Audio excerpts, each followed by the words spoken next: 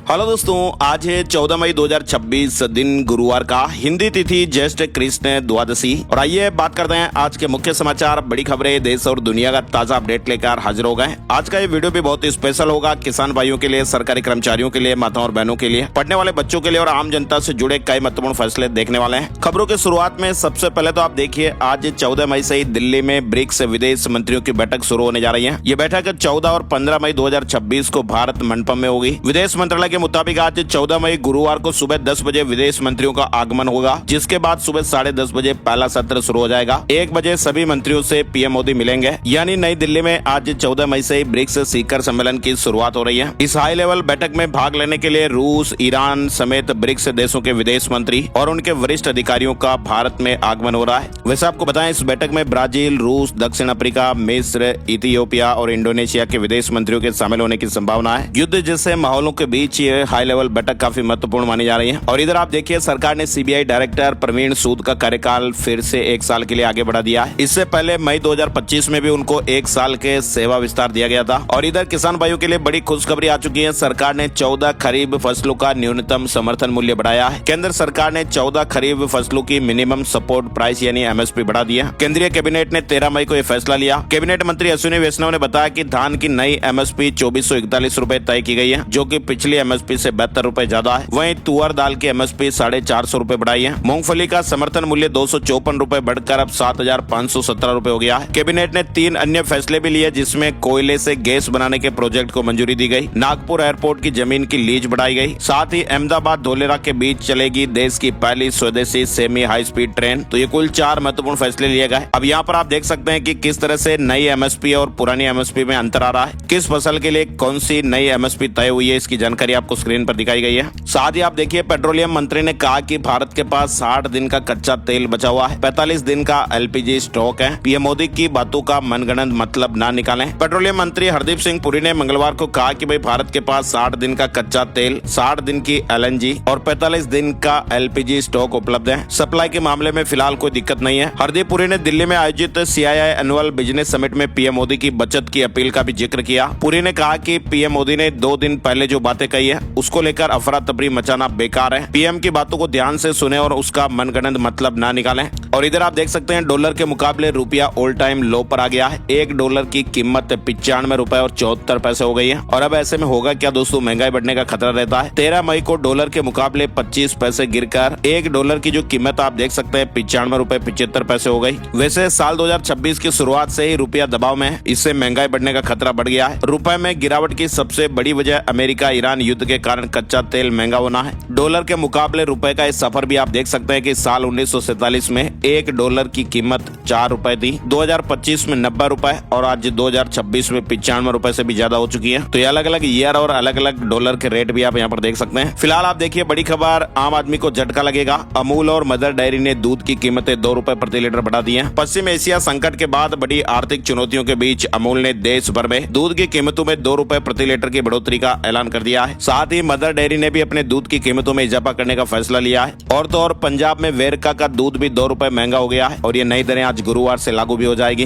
दूध को लेकर ये अपडेट आपने देख ही लिया है। और इधर एयर इंडिया ने 6 इंटरनेशनल रूट पर फ्लाइट को कैंसिल कर दिया है, 23 रूट पर घटाई गई है। जून से अगस्त का शेड्यूल जारी हुआ है। फ्यूल महंगा होने के चलते ये फैसला लेना पड़ा, यानी एयर इंडिया ने अपनी अंतर्राष्ट्रीय उड़ानों पर कटौती का ये फैसला लिया है। जून से अगस्त तक 6 इंटरनेशनल रूट की उड़ानें रद्द कर दी गई है। कौन कौन से रूटों पर ये सेवाएं बंद रहेगी आप देख सकते हैं। ये 6 रूट है जहाँ पर सेवाएं बंद रहेगी। अमेरिका ईरान युद्ध और महंगे तेल ने ये गणित बिगाड़ा है। आपको बताएं, 2.5 महीने में कच्चा तेल जो है ना, वो 45.5% महंगा हो गया है। एयरलाइन का फ्यूल खर्च 40% से बढ़कर 60% हो चुका है। और इधर आप देखिए, उत्तर प्रदेश में भी सरकार ने बड़ा अपडेट दिया है। 50 कर्मचारियों वाले दफ्तरों में 2 दिन वर्क फ्रॉम होम होगा। सरकारी विभागों में एसी 24 से 26 डिग्री पर ही चलेगा। योगी कैबिनेट ने भी कई महत्वपूर्ण फैसले लिए हैं। सीएम ने मंत्रियों से कहा कि जनता के सामने उदाहरण पेश करिए। सप्ताह में कम से कम 1 दिन मेट्रो, बस, ई रिक्शा, कार पुलिंग या साइकिल का उपयोग करें। इमरजेंसी छोड़कर विदेशी यात्रा करना भी छोड़ना होगा। साथ ही सीएम ने यह भी कहा कि जिन कार्यालयों में 50 से अधिक कर्मचारी हैं, वहां 2 दिन वर्क फ्रॉम होम की सुविधा दी जाए। एयर कंडीशन यानी एसी का टेम्परेचर 24 से 26 डिग्री के बीच रखा जाए। लिफ्ट का भी कम से कम इस्तेमाल किया जाए। तो बैठक में जो महत्वपूर्ण बातें सामने आई है, उसकी जानकारी भी आप यहाँ देख सकते हैं। और इधर बिहार में भी आप देखिए, सीएम ने कहा कि सप्ताह में 1 दिन नो व्हीकल डे होगा। मंत्री कम गाड़ियों से चलें, पब्लिक ट्रांसपोर्ट का इस्तेमाल करें। ऑफिस में भी वर्क फ्रॉम होम की सुविधाएं हो। सीएम सम्राट ने भी जनता से ये अपील की है, आप देख सकते हैं। और इधर आप देखिए पश्चिम एशिया में जारी ये संघर्ष अगर लंबा खिंचता ना तो भारत में पेट्रोल डीजल महंगा हो सकता है। आरबीआई गवर्नर संजय मल्होत्रा ने कहा कि फिलहाल सरकार बढ़ती तेल कीमतों का बोझ उठा रही है, लेकिन आगे ग्राहकों पर असर पड़ सकता है। तो अगर ये युद्ध या ये जो संकट अभी चल रहा है ये लंबा खिंच जाता है तो फिर भारत में भी पेट्रोल डीजल को लेकर अपडेट देखने को मिल सकता है। साथ ही बड़ी खबर आ रही है, हॉर्मुज पार कर भारत की ओर बढ़ा है 15वां एलपीजी टैंकर MV सनशाइन। भारतीय नौसेना सुरक्षा कवच बनी है। फारस की खाड़ी से भारत के लिए राहत भरी खबर सामने आई। भारत के लिए रवाना होने वाला 15वां एलपीजी जहाज है जिसे फारस की खाड़ी क्षेत्र से सुरक्षित निकाल लिया गया है। और तो और भारतीय मार्केट का लोहा दुनिया भी मान रही है। रुपए में गिरावट और FII बिकवाली के बाद भी इकोनॉमी पर असर आप देखिए। ईरान युद्ध और तेल संकट के बीच भी भारत की अर्थव्यवस्था को लेकर S&P ग्लोबल रेटिंग्स ने भरोसा जताया है। एजेंसी के मुताबिक विदेशी निवेश, निकासी और चालू खाता घाटे को संभालने की भारत में पर्याप्त क्षमता मौजूद है। और इधर आप देखिए चीन में नया संघर्ष शुरू हो गया है। रोबोट और ड्रोन से ड्राइवर खतरे में आ गए हैं। कुल मिलाकर दोस्तों अभी हालात चीन में ये हो रहे हैं कि चीन अभी AI और ऑटोमेशन के दुष्प्रभाव से जूझ रहा है। वहाँ पर नई नई टेक्नोलॉजियां, ड्राइवर की जरूरत ही नई नौकरियां खत्म हो रही है। गाड़ियां ही ऑटोमेटिक चल रही है, ड्राइवर लेस कारें, टेक्नोलॉजी किस तरह से वहाँ देखने को मिल रही है। ऑटोमेशन का जमाना चल रहा है। बड़े पैमाने पर वहाँ नौकरियां जाने का खतरा भी मंडरा रहा है। किंगदाओ जैसे शहर ऑटोमेशन और इंसानी संघर्ष की लैब बन गए। अभी हाल ही में नियोलिक्स कंपनी ने यहाँ 1200 मानव रहित डिलीवरी वैन उतारी है और आगे बढ़कर यह आंकड़ा 4000 तक पहुंचेगा। कुल मिलाकर दोस्तों भी आप देखिए कि चीन में ऑटोमेशन कारों से जाम भी बढ़ रहा है, ड्राइवर संगठित हो रहे हैं, नौकरियां जा रही हैं, तो माहौल अभी तनावपूर्ण है। टेक्नोलॉजी आ रही है लेकिन विरोध भी लगातार देखने को मिल रहा है। फूड डिलीवरी ड्रोन से वहां पर फूड डिलीवर होता है। और इधर डोनाल्ड ट्रंप 8 साल बाद चीन दौरे पर रवाना हुए, चीन पहुंच गए हैं। एलन मस्क, कुक समेत 17 CEO भी साथ ले गए। 9 लाख करोड़ की बोइंग विमान डील भी संभव हो सकती है। डोनाल्ड ट्रंप 13 से 15 मई तक बीजिंग में है और ये 2017 के बाद उनका पहला चीन दौरा रहने वाला है। ट्रंप चीन जाने वाले 8वें अमेरिकी राष्ट्रपति हैं। और इधर ट्रंप चीन पहुंच गए हैं लेकिन जिनपिंग उनके स्वागत के लिए एयरपोर्ट पर नहीं आए। आखिर जिनपिंग क्यों नहीं आए तो ये कोई नई बात नहीं है। दरअसल जिनपिंग किसी भी नेता का स्वागत खुद एयरपोर्ट पर जाकर नहीं करते हैं। इससे पहले यानी ट्रंप से पहले पुतिन और किम जोंग उन भी चीन गए थे और इन नेताओं का स्वागत भी जिनपिंग ने एयरपोर्ट पर जाकर नहीं किया था, तो ये कोई नई बात नहीं है। जिनपिंग किसी भी नेता का स्वागत वहाँ खुद एयरपोर्ट पर जाकर नहीं करते हैं। वो कभी उपराष्ट्रपति को भेज देते हैं या कोई मिनिस्टर वगैरह को भेज देते हैं ना। और इधर आप देखिए ट्रंप ने कहा कि ईरान के खिलाफ हर हाल में हम जंग जीतेंगे, वे समझौता करेंगे या फिर तबाह हो जाएंगे। अमेरिका ने युद्ध में $29 अरब खर्च किए हैं, ऐसे अपडेट भी आ रहे हैं। अमेरिकी राष्ट्रपति ट्रंप ने साफ साफ कहा कि भाई ईरान के खिलाफ जारी ये जंग अमेरिका हर हाल में जीतेगा। चीन रवाना होने से पहले उन्होंने बयान दिया था। उन्होंने कहा कि ईरान या तो समझौता करेगा या फिर तबाह हो जाएगा।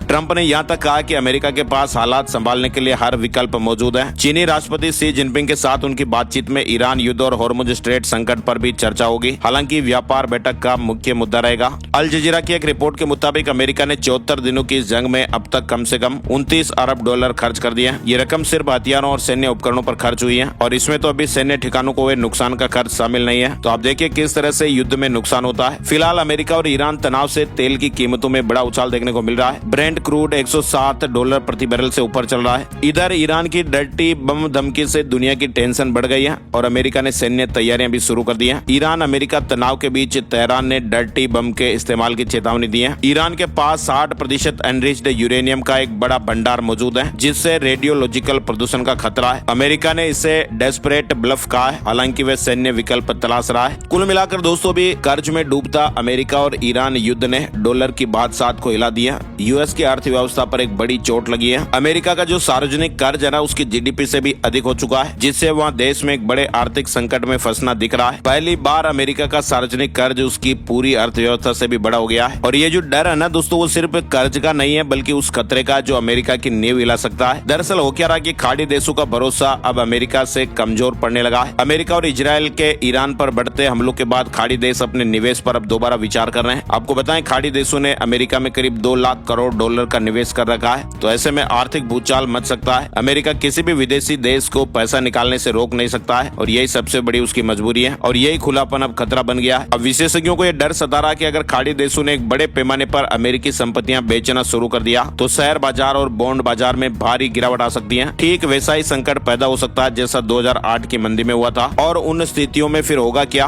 बाजार टूटेंगे, कर्ज बढ़ेगा और पूरी दुनिया में आर्थिक झटका महसूस हो सकता है। और इधर आप देखिए तमिलनाडु में विजय सरकार फ्लोर टेस्ट में पास, AIADMK में फूट। 47 में से 25 बागी विधायकों ने समर्थन किया। DMK का वॉकआउट भी हुआ। तमिलनाडु विधानसभा में विजय सरकार ने बुधवार को फ्लोर टेस्ट पास कर लिया है। सदन में कुल 171 विधायक मौजूद रहे। टीवीके के समर्थन में 144 वोट पड़े, जो फ्लोर बहुमत से 58 ज्यादा रहे। विश्वास प्रस्ताव के विरोध में 22 वोट पड़े हैं। और तो और आप देखिए, विजय ने 24 घंटे में ज्योतिषी ओएसडी को हटा दिया है। सहयोगियों और विपक्ष ने विरोध किया था। दरअसल इन्होंने एक्टर के तमिलनाडु सीएम बनने की घोषणा की थी। तो फिलहाल ये भी अपडेट आया कि तमिलनाडु में फ्लोर टेस्ट पास करने के कुछ घंटे बाद ही मुख्यमंत्री विजय ने ज्योतिषी राधन पंडित को स्पेशल ड्यूटी ऑफिसर यानी ओएसडी पद से हटा दिया है। विजय ने पद से हटाने के 24 घंटे पहले ही उन्हें जिम्मेदारी दी थी, लेकिन आखिरकार विपक्ष और सहयोगी पार्टियों के विरोध के बाद ये फैसला वापस लेना पड़ा। वैसे आपको बताएं, राधन लंबे समय से विजय के करीबी माने जाते हैं और उन्होंने विजय के मुख्यमंत्री बनने की भविष्यवाणी भी की थी। और राधन ज्योतिषी होने के साथ साथ टीवीके के प्रवक्ता भी रहे।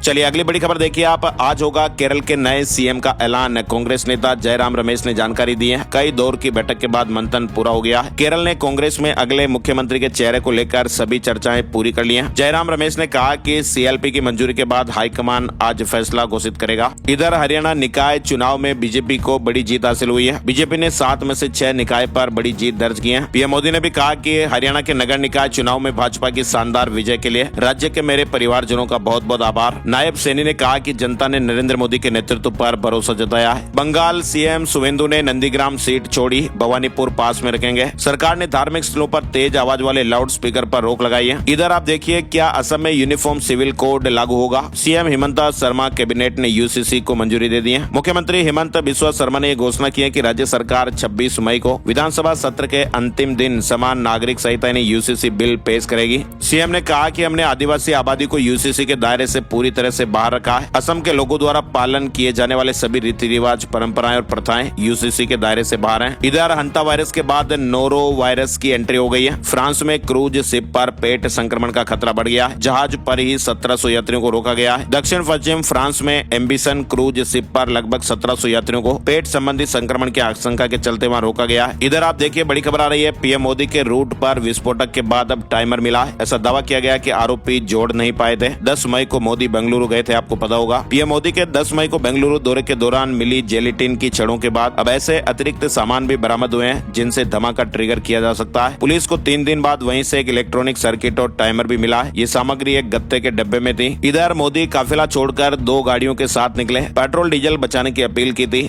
अमित शाह और जेपी नड्डा ने भी काफिले में गाड़ियां कम कर दी हैं। नीट एग्जाम से जुड़ा अपडेट भी आप देख सकते हैं। सुप्रीम कोर्ट में याचिका लगाई गई है और ये कहा कि भाई एनटीए से भरोसा उठ गया है, कोर्ट ही री एग्जाम कराएं। वहीं सीबीआई ने नासिक में एक युवक को हिरासत में लिया है। आपको बताएं, एनटीए ने 12 मई को पेपर लीक के बाद नीट परीक्षा को रद्द कर दिया था। परीक्षा 3 मई को हुई थी और इसमें 22,79,000 के लगभग स्टूडेंट शामिल हुए थे। ये मामला अब सुप्रीम कोर्ट में भी पहुंचा है। नीट पेपर लीक हुआ, गैस पेपर बनाकर 10 राज्यों में भेज दिया गया। 120 से ज्यादा सवाल हूबहू आ गए। परीक्षा से 3 सप्ताह पहले ही माफियाओं के पास ये पेपर पहुंच गया था। ऐसे अपडेट अब धीरे धीरे मिल रहे हैं और बताया जा रहा है कि इस पूरे खेल का मास्टरमाइंड नासिक की प्रिंटिंग प्रेस से जुड़ा हुआ है। माफिया ने पेपर लीक को छिपाने के लिए इसे गैस पेपर का नाम दिया ताकि एजेंसियों की आंखों में धूल झोंकी जा सके। और गैस पेपर में नीट के 120 से ज्यादा सवाल सेम टू सेम आ गए और यही गैस पेपर राजस्थान समेत 10 राज्यों में परीक्षा के 3 सप्ताह पहले सर्कुलेट हो चुका था। अब इस पूरे मामले की कमान सीबीआई ने संभाल ली है। बिहार के मशहूर शिक्षक खान सर ने भी नीट पेपर लीक विवाद पर सख्त रुख अपनाया है। उन्होंने एनटीए को नेवर ट्रस्टेबल एजेंसी बताते हुए इसके पूर्ण बदलाव की मांग की है। खान सर ने भी सुप्रीम कोर्ट से बच्चों के भविष्य को देखते हुए न्याय की अपील की है। और इधर आप देखिए, अरविंद केजरीवाल ने भी कहा कि बहुत हुआ, पेपर लीक, जेएनजेड आगे आए। अरविंद केजरीवाल ने युवाओं से अपील की है। फिलहाल नीट पेपर लीक मामले में देश भर में सीबीआई की छापेमारियां भी हो रही है और इस दौरान 5 आरोपियों को गिरफ्तार भी किया गया। चलिए आगे बढ़ते हैं। बड़ी खबर, सीबीएसई यानी central board of secondary education ने 12वीं का रिजल्ट जारी कर दिया है। कुल 85.20% स्टूडेंट पास हुए हैं। पिछले साल से यह आंकड़ा 3% कम है। सुप्रीम कोर्ट ने कहा कि देश में लेन ड्राइविंग का सिस्टम नहीं है और यह हादसों की एक बड़ी वजह है। फिलहाल राज्यों और यूटी को निर्देश जारी किए गए हैं। पब्लिक ट्रांसपोर्ट गाड़ियों में ट्रैकिंग डिवाइस भी लगवाए जाएं। मध्य प्रदेश से बड़ी खबर आ रही है। मध्य प्रदेश में शिक्षकों को टेट पास करना ही होगा।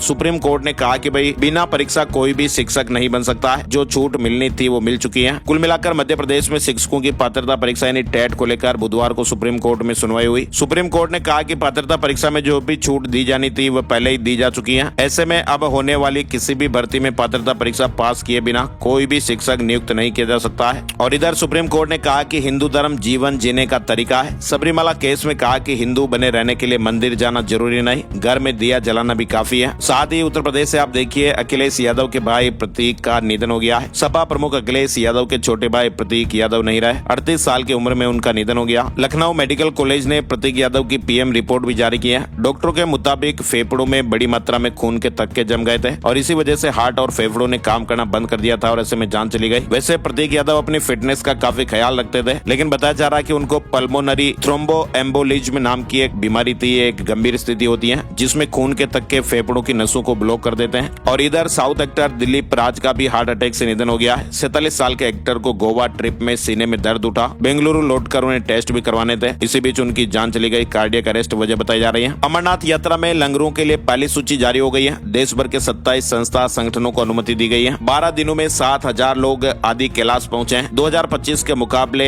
संख्या 4 गुना ज्यादा हो गई है। प्रशासन रोज 700 परमिट जारी कर रहा है। उत्तराखंड के सीमांत जिले पिथौरागढ़ में इस बार आदि कैलाश और ओम पर्वत यात्रा को लेकर श्रद्धालुओं में काफी क्रेज भी देखने को मिल रहा है। यात्रा शुरू होने के मैच 12 दिनों के अंदर 7,000 से ज्यादा श्रद्धालु दर्शन के लिए पहुंच चुके हैं। इधर बड़ी खबर आप देखिए, मुख्यमंत्री पुष्कर सिंह धामी के नेतृत्व में उत्तराखंड की 4 धाम यात्रा भी इस साल नया रिकॉर्ड बनाने की ओर बढ़ रही है। यात्रा शुरू होने के 25 दिनों के भीतर ही 4 धामों में दर्शनार्थियों की संख्या 12,60,000 के आंकड़े को पार कर गई है। केदारनाथ धाम में भी श्रद्धालुओं का उत्साह सबसे ज्यादा देखने को मिल रहा है। कठिन पैदल यात्रा और ऊंचाई वाले क्षेत्र में होने के बावजूद भी 22 दिनों में 5,23,000 से अधिक श्रद्धालु बाबा केदार के दर्शन कर चुके हैं। सीएम धामी ने कहा कि सुरक्षा और सुविधा सर्वोच्च प्राथमिकता है। इधर उत्तराखंड में हुए 800 करोड़ के LUCC घोटाले के मामले में सीबीआई ने 5 महीने की जांच के बाद 5 लोगों को गिरफ्तार कर लिया। ऐसे अपडेट आ रहे हैं। 1.5 लाख लोगों से 800 करोड़ रुपए की ठगी की गई थी। उत्तराखंड में धामी कैबिनेट मीटिंग में 19 प्रस्तावों पर मुहर लगी है। कई महत्वपूर्ण निर्णय लिए गए। कैबिनेट ने फैसला लिया कि मुख्यमंत्री और मंत्रियों के वाहन बेड़े में गाड़ियों की संख्या आदि की जाएगी। सप्ताह में एक दिन नो व्हीकल डे घोषित किया जाएगा। नई EV पॉलिसी और स्वच्छ ऊर्जा पर जोर दिया गया। होम स्टे में अब 8 कमरे तक की अनुमति मिलेगी। पहले होम स्टे और बेड एंड ब्रेकफास्ट के लिए अलग अलग नियम थे, लेकिन अब इन्हें एक ही नियमावली में शामिल किया गया है। सरकार विजिट माई स्टेट अभियान के जरिए घरेलू पर्यटन को भी बढ़ावा देगी। इस तरह से कई महत्वपूर्ण फैसले लिए गए। इधर पतंजलि का ये दावा है कि दालचीनी से शुगर कंट्रोल संभव है। इस शोध का अमेरिकी जर्नल ने भी असर माना है। बालकृष्ण ने कहा कि प्रकृति में स्वास्थ्य का समाधान है। दरअसल पतंजलि द्वारा दालचीनी पर किए गए शोध को अंतर्राष्ट्रीय स्तर पर मान्यता मिली है। अमेरिका की प्रतिष्ठित जर्नल फूड रिसर्च इंटरनेशनल ने इस रिसर्च को स्वीकार करते हुए दालचीनी में मौजूद जैविक सक्रिय तत्वों की डायबिटीज यानी शुगर कंट्रोल में भूमिका को मान्यता दी है। रिसर्च में यह बताया गया कि विभिन्न खाद्य पदार्थों के साथ दालचीनी का उपयोग भी मधुमेह नियंत्रण में प्रभावी हो सकता है। 8वें वेतन आयोग यानी 8th पे कमीशन से जुड़ी बड़ी खबर। 8वें वेतन आयोग की दिल्ली में महत्वपूर्ण बैठकें शुरू हो गई है। कर्मचारी यूनियनों ने न्यूनतम बेसिक सैलरी 18,000 से बढ़ाकर सीधे 65,000 रूपए करने की बड़ी मांग रखी है। साथ ही फिटमेंट फैक्टर बढ़ाने और DA को मूल वेतन में मर्ज करने पर भी मंथन जारी है और ऐसे में लाखों कर्मचारियों की तनख्वाह में बम्पर इजाफे की उम्मीद है। यानी अब जमीनी स्तर पर हलचल तेज हो चुकी है। 13 और 14 मई 2 दिन 8वें वेतन आयोग में रक्षा मंत्रालय और रेल मंत्रालय से जुड़े तमाम कर्मचारी संगठनों के साथ सीधी बातचीत शुरू हुई है। इधर देखिए आप, मिडिल ईस्ट संकट के बीच RBI ने बड़ा खजाना खोला है। सरकार को अब तक का सबसे बड़ा मुनाफा मिलेगा। पिछली बार के सारे रिकॉर्ड टूटना तय माना जा रहा है। सरकारी बैंकों का शानदार मुनाफा भी ताकत बना है और ऐसे में अर्थव्यवस्था को नई रफ्तार मिलेगी। कुछ टेक्नोलॉजी से जुड़ी बड़ी खबरें आपको बताते हैं, फिर आपको कुछ स्टेट अपडेट भी बताएंगे। फिलहाल आप देखिए, माइक्रोसॉफ्ट ने एक बड़ा सिक्योरिटी अपडेट जारी किया है। विंडोज 11 को लेकर अपडेट है। साथ ही आप देखिए, अब इंसान ही नहीं AI भी बनाएंगे कानूनी डॉक्यूमेंट। क्लाउड के इस नए फीचर ने टेंशन बढ़ाई है। एंथ्रोपिक ने इससे पहले फरवरी में क्लाउड फॉर लीगल लॉन्च किया था और अब इस नए प्लगइन के जरिए से और ताकतवर बना दिया गया है। एंथ्रोपिक का कहना है कि कानूनी पैसे से जुड़े लोग सबसे ज्यादा तेजी से क्लाउड का इस्तेमाल कर रहे हैं। तो एंथ्रोपिक ने अपने AI चैटबॉट क्लाउड को अब कानूनी दुनिया में भी उतार दिया है। एडवोकेट वकीलों के लिए अब AI करेगा कानूनी रिसर्च और कॉन्ट्रैक्ट का काम। लीगल प्लेटफॉर्म से सीधे ही क्लाउड जुड़ेगा। AI वकीलों की जगह लेगा या फिर मुश्किलें भी बढ़ा सकता है। इधर आप देखिए, स्मार्ट टीवी के पास मच्छर मारना भारी पड़ सकता है। LG ने भी चेतावनी जारी की है कि एक ही झटके में आपका टीवी खराब हो सकता है। तो घर में टीवी के आसपास मच्छर मंडराना तो आम बात है और लोग तुरंत बैट उठाकर उन्हें मारने लगते हैं। हालांकि टेक्नोलॉजी कंपनियों के मुताबिक ऐसा करना स्मार्ट टीवी के लिए रिस्क बन सकता है, खास करके हाई वोल्टेज वाले बग जेपर से निकलने वाला एक स्पार्क टीवी के इंटरनल सर्किट को प्रभावित कर सकता है। तो टीवी के आसपास आप ऐसे फटाक फटाक से मच्छर मारने वाला इस काम ना करें।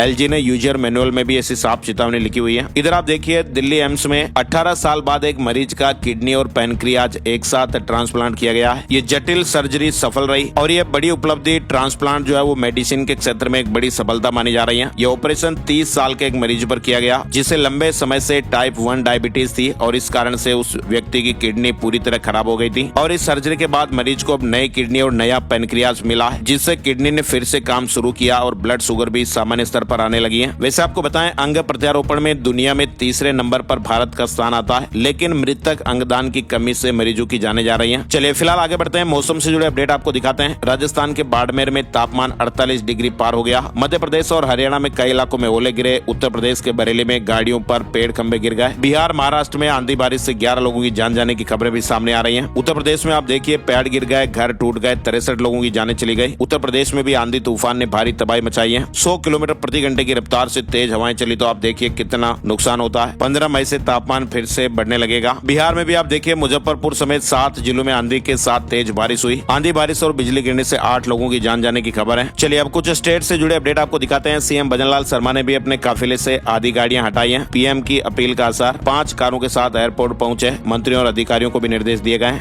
आरपीएससी ने असिस्टेंट प्रोफेसर के 348 पदों में बढ़ोतरी कर दी है। असिस्टेंट प्रोफेसर भर्ती 2025 में 348 पद बढ़ा दिए गए। यानी अब ये भर्ती 922 पदों पर होगी। इधर प्राध्यापक इतिहास भर्ती परीक्षा में डमी अभ्यर्थी से बना लेक्चरर। रिकॉर्ड बदलने के लिए आरपीएससी कर्मचारी ने 8 लाख रुपए मांगे थे। यूडीसी समेत 2 को गिरफ्तार किया गया है। साथ ही एसआई भर्ती 2021 से जुड़ा अपडेट भी आ रहा है। आरोपी कैंडिडेट नहीं कर सकेंगे एप्लीकेशन अपडेट। आरपीएससी करेगी हर मामले पर निर्णय। आरपीएससी के पूर्व अध्यक्ष से आरएएस भर्ती पर सवाल पूछे गए। बाबूलाल कटारा से इनपुट मिले थे। आमने सामने बैठाकर पूछताछ भी की गई। राजस्थान में 187 आरएएस के ट्रांसफर हो गए। तहसीलदार सेवा से आरएएस बने 10 अफसरों को एसडीएम पद पर पोस्टिंग दी गई है। राजस्थान के बाड़मेर में आप देखिए सीव के गिरल गांव में 1 महीने से चल रहे धरना स्थल पर भीषण गर्मी और हीट वेव के बीच एमएलए भाटी भी 8 दिन से धरने पर हैं। राजस्थान के कोटा में आप देखिए चिकित्सा मंत्री कोटा में आज बीमार प्रसूताओं के परिजनों से मिलेंगे। कोटा के सरकारी हॉस्पिटल में 4 प्रसूताओं की मौत और तबियत बिगड़ने के 9 दिन बाद चिकित्सा मंत्री गजेंद्र सिंह खींवसर गुरुवार को कोटा आएंगे। प्रसूताओं के इलाज में लापरवाही पर सरकार ने 2 डॉक्टर और 2 नर्सिंग अधिकारियों को सस्पेंड किया है। इधर मध्य प्रदेश में आप देखिए 1,20,000 पदों को डाइंग कैडर घोषित किया गया है। प्रदेश में अब सिर्फ नियमित और संविदा पदों पर ही भर्तियां होगी। दूसरे सभी कैडर के पदों को खत्म कर दिया गया है। साथ ही आप देखिए मध्य प्रदेश में 2025 में चयनित 14,964 टीचर्स को मिले 5% बोनस नंबर। हाईकोर्ट ने नई मेरिट लिस्ट बनाने के आदेश दिए हैं और ऐसे में हजारों कैंडिडेट्स की नौकरी खतरे में है। प्राथमिक शिक्षक चयन परीक्षा 2025 में कैंडिडेट को